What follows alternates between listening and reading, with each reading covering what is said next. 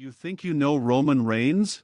Think again. Because what I'm about to expose will shatter everything you believed about the tribal chief. The locker room is in complete meltdown. Superstars are walking on eggshells. And Roman Reigns? He's acting like he owns the entire company. But this time, he's gone too far, and the consequences could destroy everything WWE has built. Let me paint you a picture of what's really happening behind those curtains at Monday Night Raw and Friday Night SmackDown. While you're watching Roman strut around with his championship, claiming to be the head of the table, there's an absolute war brewing backstage that nobody's talking about. And trust me, what you're about to hear will make your blood boil. Sources inside WWE have leaked information that Roman Reigns has been making outrageous demands that would make even Hulk Hogan in the 80s blush. We're talking about a superstar who reportedly refuses to share catering areas with mid-card talent. Let that sink in. The man won't even eat in the same room as wrestlers who've been grinding for years, putting their bodies on the line night after night. But it gets worse. So much worse that multiple wrestlers, who are rightfully terrified to go on record because they fear for their careers, have revealed that Roman has been showing up late to venues, missing rehearsals, and forcing writers to rewrite entire segments on the fly. And here's the kicker: management lets it happen. They're so desperate to keep their golden boy happy that they're willing to throw everyone else under the bus. Remember when Roman took that extended absence and everyone assumed it was for a movie role or personal time? Wrong. Insiders claim he simply refused to work certain dates because the booking wasn't to his standards. Can you imagine? While wrestlers like Ricochet, Shinsuke Nakamura, and Chad Gable are begging for meaningful storylines and working every single house show, Roman is picking and choosing when he feels like showing up. And don't even get me started on the writer's room situation. A former WWE creative team member, who left the company under mysterious circumstances, dropped a bombshell on a private podcast last month. They revealed that Roman has his own personal writer who gets paid more than the head writers on Raw and SmackDown. This person's only job is to make sure Roman looks strong in every single segment. Every promo, every match finish, every camera angle, all carefully orchestrated to protect the tribal chief's image. You want proof this is real? Look at the pattern. When was the last time Roman took a clean loss? When was the last time someone got a decisive victory over him without some kind of interference or controversy?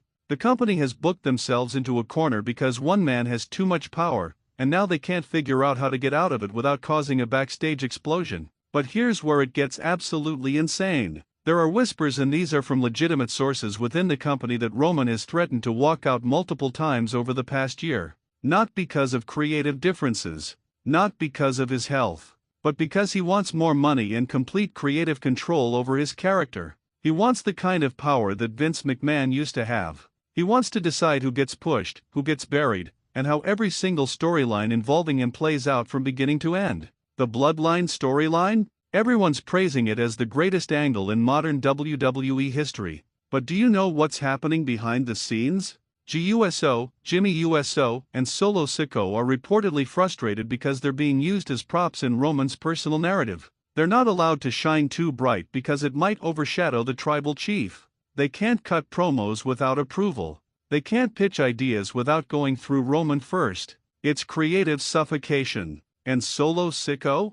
That man is a future world champion in his own right, but he's been reduced to playing bodyguard because Roman refuses to let anyone in his faction get over to the same level. It's the same pattern we saw with Evolution, the same thing that happened with D-Generation X in later years, one guy hogging all the spotlight while everyone else starves for scraps. Now let's talk about the really controversial stuff that's got the locker room divided right down the middle. There's a growing faction of wrestlers who believe Roman is intentionally burying younger talent. When he works with up-and-coming stars, the matches are structured so that even in defeat, Roman looks stronger. The commentary team is instructed to constantly put over how dominant he is, how it took everything to beat him, how he's still the top guy even when he loses. LA Knight is the perfect example.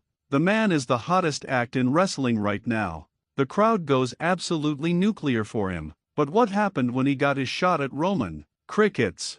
The match was booked in a way that made LA Knight look lucky rather than talented. And you know who makes those calls backstage? You guessed it. Production staff have reported that Roman demands specific camera angles, specific lighting, and even has input on which commentators call his matches. He wants Michael Cole, who he knows will sell the drama and make him sound like the greatest thing since sliced bread. If you're noticing a pattern in how Roman's segments feel different from everyone else's, now you know why. The entire production truck is essentially working for Roman Reigns first and WWE second. Here's something that will absolutely make you sick. Catering staff. Yes, the people who prepare food for the superstars have complained that Roman has special meals prepared separately from everyone else and has demanded that certain foods not even be available in catering because he doesn't want them around. We're talking about a level of ego that's beyond anything we've seen since the days of Shawn Michaels' first run or Bret Hart at his most difficult. And the travel arrangements? While most wrestlers are flying commercial or carpooling to save money, Roman has reportedly demanded private travel accommodations for himself and his closest associates.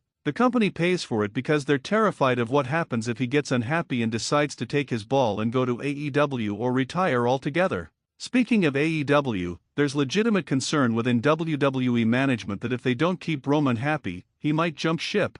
Can you imagine the nuclear fallout if the tribal chief showed up on Dynamite? It would be the biggest acquisition since CM Punk, maybe bigger. And Roman knows this. He's got leverage, and he's using it like a weapon against his own company. But here's what really grinds my gears and should make every single one of you angry. While Roman is playing king of the castle, there are wrestlers in that locker room who are working twice as hard for half the recognition. Guys like Bronson Reed, who's putting on absolute bangers every single week. Women like Io Sky and Dakota Kai, who could be carrying storylines but get 5 minutes on TV because Roman's segment needs 45 minutes for entrances and promos.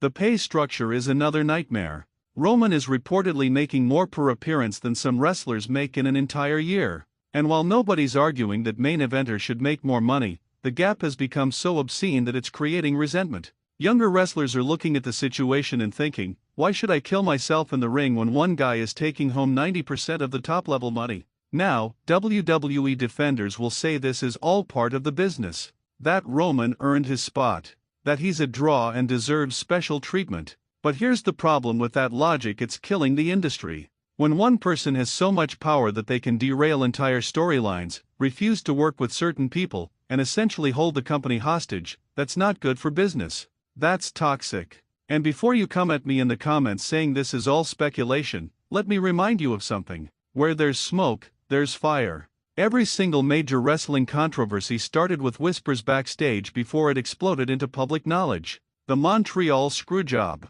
the CM Punk pipe bomb, the speaking out movement. All of it began with people talking in hushed tones behind closed doors. So what's going to happen? That's the million-dollar question. WWE is in an impossible situation. They've built their entire main event scene around Roman Reigns for years. The Bloodline story has been their most successful angle in a decade. But at what cost? They've created a monster they can't control, and now they're reaping what they sowed. If you've made it this far, drop a comment right now telling me whether you think Roman's backstage behavior is justified or if it's destroying WWE from the inside out. Hit that subscribe button because trust me, this story is far from over, and you'll want to be here when the next bombshell drops. The truth is coming out, and WWE can't hide it forever.